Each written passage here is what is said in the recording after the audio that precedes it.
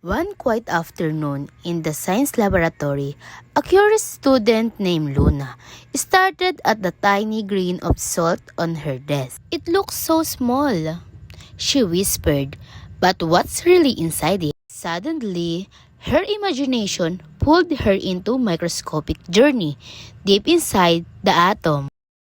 Luna found herself floating in the vast space where the three tiny particles ruled the invisible world.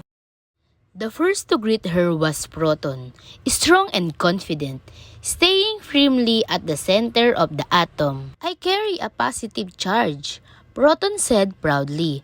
"I help define what element this atom is." Beside him was Neutron, calm and steady. "I have no charge," Neutron explained, "but I help keep the nucleus stable." As Luna moved farther, she saw glowing particles racing around the nucleus. These were the electrons, fast and energetic. "We are carry a negative charge," they said. "As they zip past, we are responsible for electricity and chemical reaction." Luna realized that even though these particles are too small to see, they play a huge role in everything around her.